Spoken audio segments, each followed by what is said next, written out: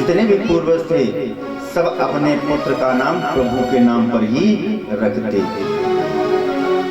लेकिन आजकल क्या हुआ है, टिंकू रिंकू पप्पू, कहीं कोई भगवान का नाम नहीं है। कि अंत में अगर बुलाते हैं तो बेटा ही आएगा, और उस तरह से परमात्मा आते थे। अब इस प्रकार से जड़ भरत जी ने चिंतन किया मृगी का, मृग का चिंतन हुआ, अगले योनि में मृग हो गए। अब मृग हो गए तो पूर्व जन्म याद आ, चूंकि मनुष्य को छोड़ करके समस्त जानवरों को अपना पूर्व जन्म सदैव स्मरण रहता है। और जितने भी हैं और योनियां सब यही सोचती हैं कि मानव जो है वो धन है, इसलिए कि ये अपने स्त्री पुत्र रिश्तेदार इष्ट मित्र गांव समाज के साथ रह सकता है, लेकिन और योनियों के साथ नहीं रह सकते हैं। जब यह जीव और दूसरी योनि में रहता है, 84 लाख योनियां हैं जैसा कि आप लोग जानते हैं। 84 लाख योनियों में यह जीव पड़ा यही सोचता रहता है, ऐ प्रभु इस योनि से मुक्ति दे दो। तो एक योनि में जब व्यक्ति मनुष्य सत्कर्म करेगा, प्रभु परमात्मा परमपिता परमात्मा का चिंतन करेगा, तो एक अंगुल की शरीर व्यक्ति को प्राप्त होती है महाराज की। और 84 लाख योनियों में चिंतन करता हुआ यह जीव सोचता है कि मानव हो जाएं, और मानव हो जाएंगे तो इतनी तपस्या करेंगे कि इस 84 के चक्कर में अब आना नहीं होगा, सीधा हम मोक्ष की पदवी को प्राप्त कर लेंगे। प्रभु कहता है कि ठीक है, जब सत्कर्म किए हों अवश्यमेव भोक्तव्यम कृताकृत शुभाशुभम्, जितने भी शुभ एवं अशुभ कार्य आप किए हैं वो तो निश्चित मिलेगा। और जैसे यह जीव मनुष्य योनि में जन्म लेता है, पूर्व जन्म के संस्कार से, पूर्व जन्म के तपोबल से धन वैभव जाति वर्ण व्यवस्था सब मिलती है। और जब मिल गई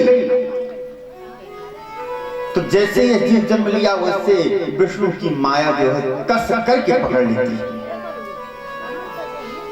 और जब कस करके पकड़ लेती है,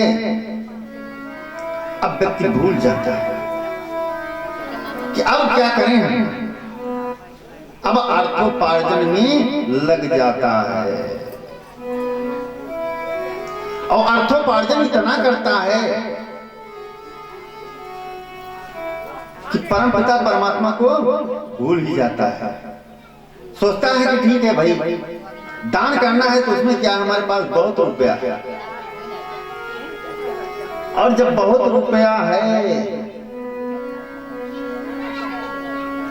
तो उस रुपए को कभी लगा देंगे, श्रीमद् भागवत की कथा हो जाएगी, हर कथाएं हो जाएंगी,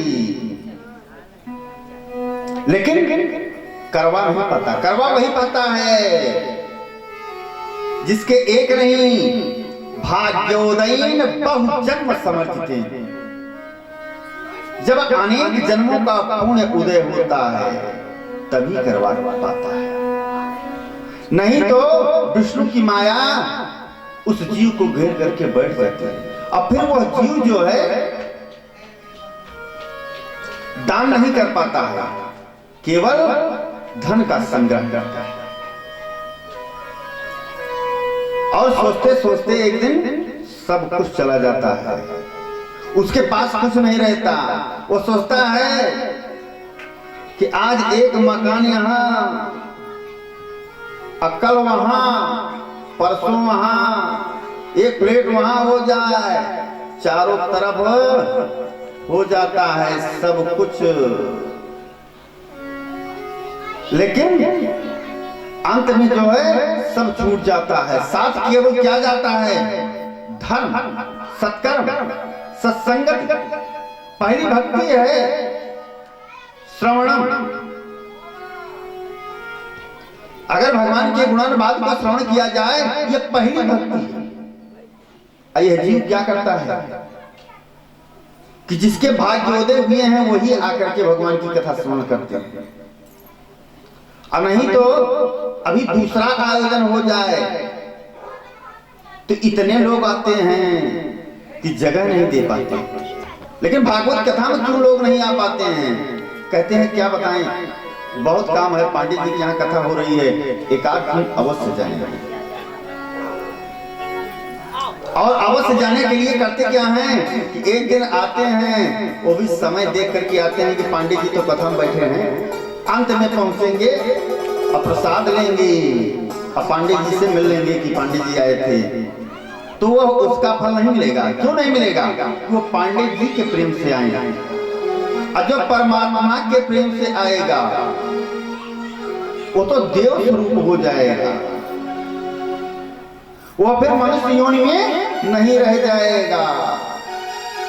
और जो इस चक्कर में है कि चारों तरफ सब कुछ बना रहे हैं, यहां ले लिए प्रतापगढ़, इलाहाबाद, लखनऊ, एक दिन सब छूट जाएगा।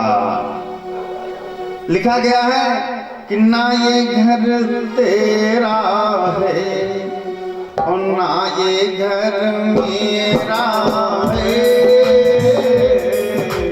ना ये घर तेरा है, ना ये घर मेरा है, ना ये घर तेरा है, ना ये घर मेरा है, तेरा मेरा कुछ भी नहीं, ये तो रहने बसेरा है, तेरा मेरा कुछ भी नहीं, ये तो रहने बसेरा है।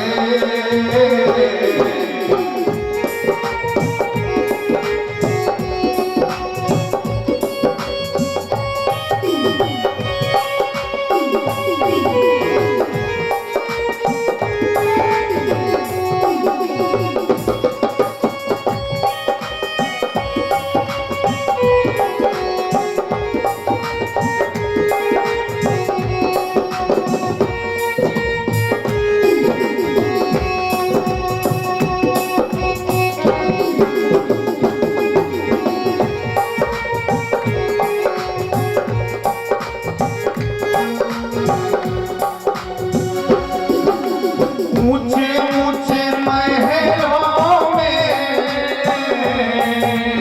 देखता है जग